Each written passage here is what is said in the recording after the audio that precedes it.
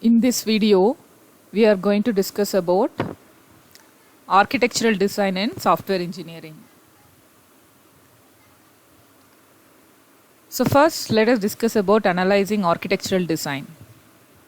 So whenever the architectural design team wants to analyze about the system what they have designed, first they have to collect the requirements from the exact scenario. For example, whether it is for student information system, for the educational institutions, or for the banking application development, in such cases they have to collect from the exact scenario what are all the requirements needed from the customers. They have to collect it and they have to sort out what are all the requirements needed.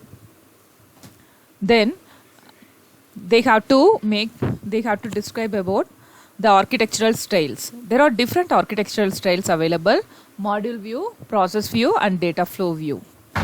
So the next, here in the module view, what are all the functionalities they are going to carry out, all those things they have to identify. From one module to another module, what are the intermediate data will be passed through. So all those things they have to identify through the data flow view.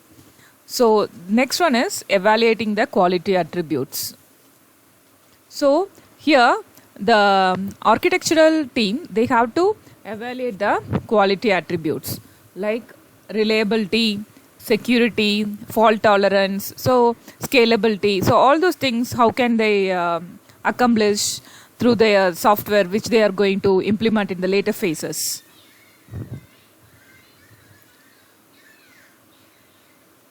So here the next one is identify the sensitivity of the quality attributes. So whenever there are some small changes they make in the software, what are all the system performance, what are the system quality attributes get affected. So that also they have to measure. So now let us move on to architectural complexity. So here they have to identify what are the dependencies between the components. The components may be sharing the common data between them, or they may share some of the common resources among them. So that will be called as sharing dependencies. The next one is flow dependencies. So if they are going to process the data and the intermediate result will be calculated, and that if that is going to be used by the next module, then it will be called as flow dependency. So the second module, for example, the second module, if it's going to use the output of the first module, it will be waiting for the output get generated by the first module, then only it's going to use. So this kind of dependency will be called as flow dependencies. The next one is constraint dependencies. So if the consecutive modules, if they are expecting the result from the previous module in a particular format, then the previous module, it has to generate the result in a way that it will be understandable for the consecutive module. So that will be called as constraint dependencies. So this can be done by using the filters and all. So the next one is architectural description language. The architectural design team, they can make use of this ADL language. So what is the use of this ADL? It will provide the designer how can the complete system can be divided into small partition. That will be called as decompose. So the architectural description language will help the designers to decompose the system into small modules. Then how they can be integrated to compose and to form the complete system.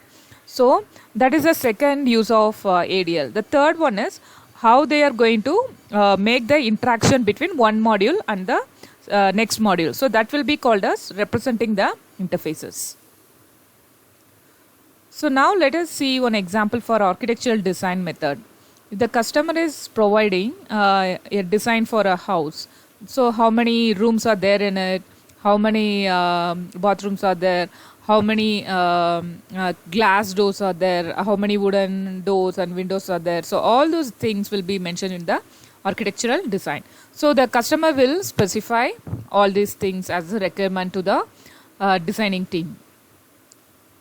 In the same way, when we construct for the program architecture design, so from the customer, we have to collect what are all their actual requirements. So how they will take the input and how they will process and produce the result, all those things will be collected from the customer end, then will form the program architecture. So in partitioning the architecture, it can be done through the horizontal partitioning way or in the vertical partitioning way. So in this slide, if you see, the horizontal partitioning also shown and vertical partitioning also shown. So for example, if you consider the horizontal partitioning for the student information system designed for educational institution.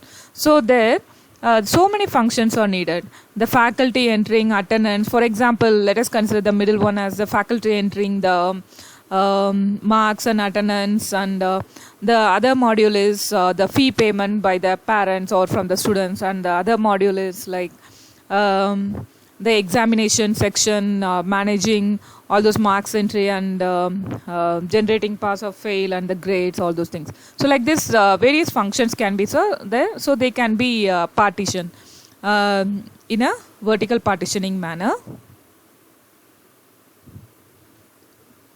So next is horizontal partitioning. So here if you see, the modules can be horizontally partitioned. So the outside world people will enter their details through the working module, so they are the workers, and even the other modules like CPU, usage of CPU or any other resources if they are used, all those will be there in the worker module, and then the intermediate modules will collect these details and process it, and the final decision will be made by the decision makers. So the control modules will be placed in the intermediate level or in the top level here. So why we need to partition the architecture? So let us discuss about it. So it will be very easy if we have partitioned the architecture, if we have decomposed the architecture into smaller module. That's our first advantage. The second one is it will be very easy for us to maintain the architecture. The third one is if we have divided them into smaller modules, then if there are any mistakes or faults in one module, that can be easily rectified instead of doing the design and later on implementation and facing the side effect in the later stage. So that's the third advantage. And the fourth one is, if you want to extend any module feature, that is very easy in the partition architecture. So now let us discuss about structured design. So in the structured design can be implemented by using the partition, whether in the horizontal partitioning or in the vertical partitioning. So there are many approaches used. Few of the approaches we have listed here. The first one is DFT can be used. This approach will be useful for program architecture. The second one is PSpec and STD, that can be used for mentioning the content and the functionality of each and every module. What all the data parameters will be used in each and every module, that will be done in this PSpec and the standard module. And the next one is the structural design can be represented through the chart manner also. So now let us discuss about the flow characteristics. The flow characteristics may be the transform flow or the transaction flow. So the transform flow means like the modules will just receive the data and they'll perform some of the operation, and it will be transferred to the next module for further processing. If it is transaction flow, they will be simply used for transmitting the data to the next module. So let us discuss about general mapping approach. So why do we need partitioning? We have seen. So here we have to identify what are all the incoming boundaries and what are the outgoing flows. So there should be some boundaries between the incoming flow and the outgoing flows.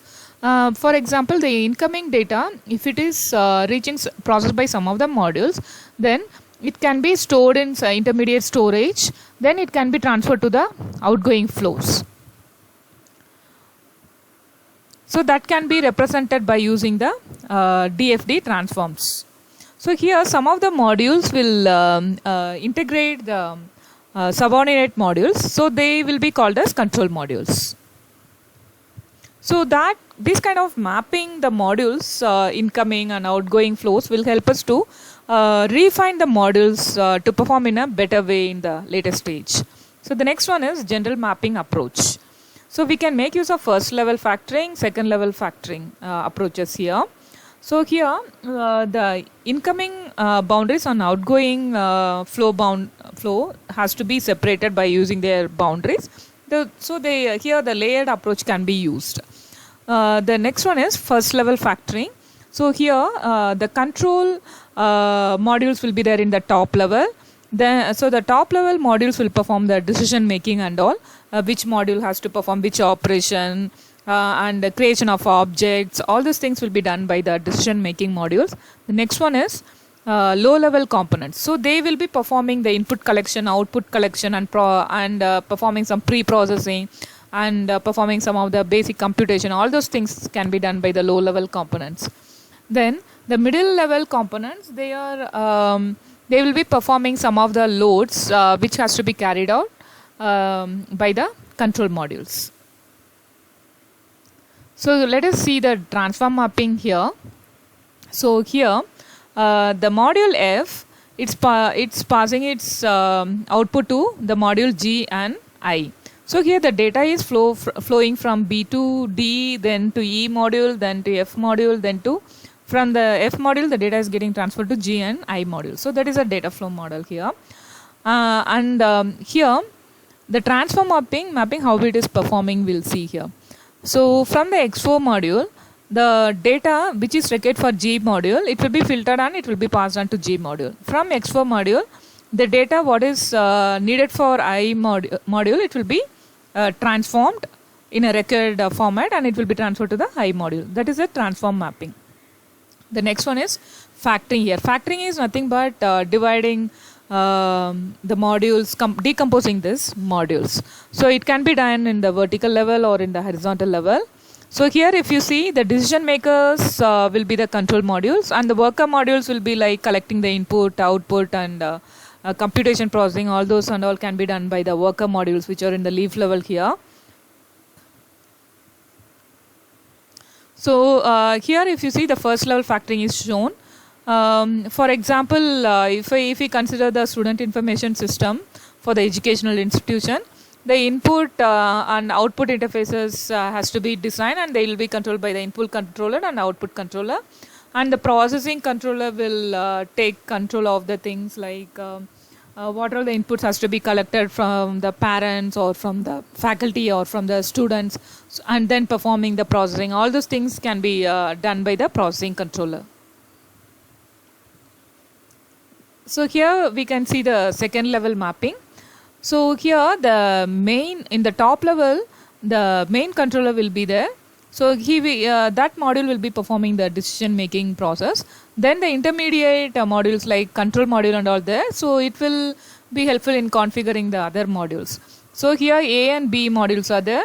The interaction is between A and C module, and D module is taking the input from the C and B module. So here the D module may be collecting the input from the outside world, and then it will process it and it will revert back to C and B module. In this way, the mapping from outward boundaries happening here using the second level mapping. So this is a reference, Software Engineering Practitioner's Approach, 7th edition by Roger S. Pressman. Thank you.